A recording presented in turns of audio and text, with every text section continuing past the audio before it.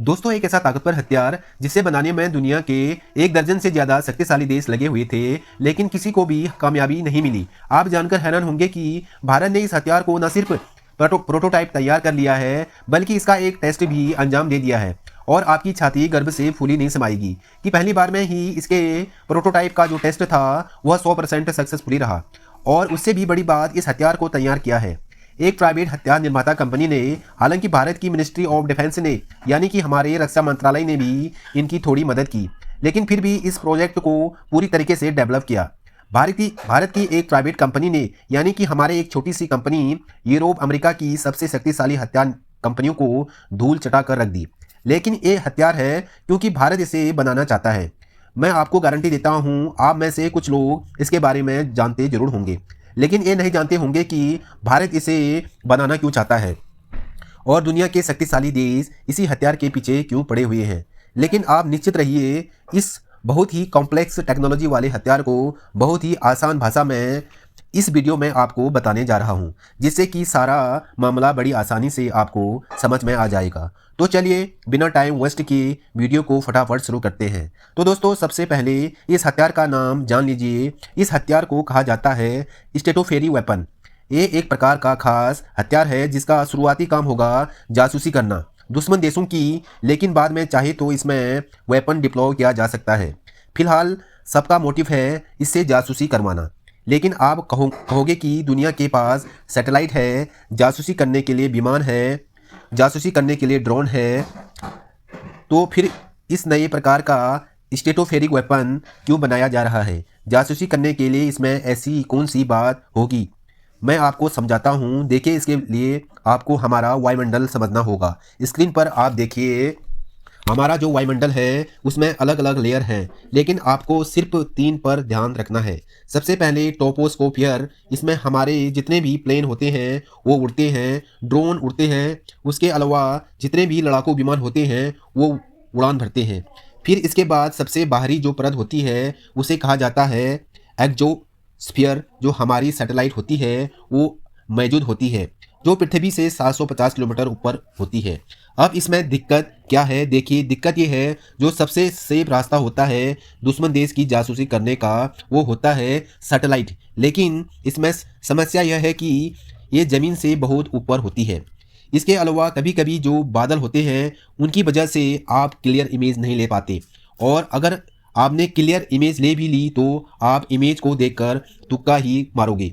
आपको अनुमान लगाना पड़ेगा, क्योंकि आपको कुछ खास पता नहीं लगने वाला। और इसलिए जब भी कहीं पर सैटेलाइट इमेज आती है, कहीं पर संदिग्ध होती है चीज़ें, तो ऐसी स्थिति में उस इलाके के पास आप ड्रोन उड़ाते हो, आपके जो जासूसी जहाज हैं वो उड़ाते हो, ताकि आपको और चीज़ें पता लग सके। लेकिन इसमें डबल समस्या है। डबल समस्या ये है कि ये सारे जितने भी ड्रोन होते हैं जासूसी जहाज होते हैं, ये ट्रोपोस्फियर में उड़ान भरते हैं, और वहाँ पर यह बड़ी आसानी से रडार सिस्टम के पकड़ में आ सकते हैं। दुश्मन का डिफेंस सिस्टम रडार से पकड़कर इन्हें आसानी से मार गिरा सकते हैं। और यही वजह होती है कि कई बार आपके पास वर्ल्ड की बेस्ट सैटेलाइट और वर्ल्ड के बेस्ट जासूसी प्लेन और ड्रोन होने के बावजूद आपके दुश्मन बचकर निकल जाते हैं, या फिर आपको दुश्मन की रणनीति पता नहीं होती। और इसी चीज़ को सॉल्व करता हूँ स्टेटोफियर। दरअसल जो वायुमंडल का सबसे बाहरी परत होती है एक्सोस्फीयर, और जो सबसे निचली परत होती है टोपोस्फियर, उसके बीच में ये स्थित होती है। ये ज़मीन से 20 किलोमीटर होती है, और इसकी खास बात ये है कि ज़्यादातर रडार डिफेंस सिस्टम इस एरिया में ऑपरेट नहीं कर पाते। इसीलिए आप यहाँ से अगर जासूसी करते हैं तो आप दुश्मन की न सिर्फ क्लियर इमेज ले सकते हैं, बल्कि प्रॉपर वीडियो भी आप तक पहुँच सकती है। आपको तुक्का मारने की ज़रूरत नहीं है, क्योंकि आपको दुश्मन की हर एक रणनीति के बारे में पता होगा। लेकिन यहाँ पर एक समस्या है। समस्या की स्टेटोफियर जासूसी के लिए बढ़िया वातावरण है, लेकिन यहाँ पर हवा बहुत पतली है। यहाँ पर नॉर्मल प्रकार के जितने भी जेड होते हैं, प्लेन होते हैं, उड़ान भर ही नहीं सकती। यहाँ पर हवा बहुत ही ज़्यादा पतली है, और इसलिए ना तो यहाँ पर एरोप्लेन जा सकता है और ना ही सैटेलाइट आप तैनात कर सकते हो, क्योंकि सैटेलाइट ज़मीन पर आ गिरेगी। इसीलिए ये सबसे ज़्यादा मुश्किल वातावरण माना जाता है।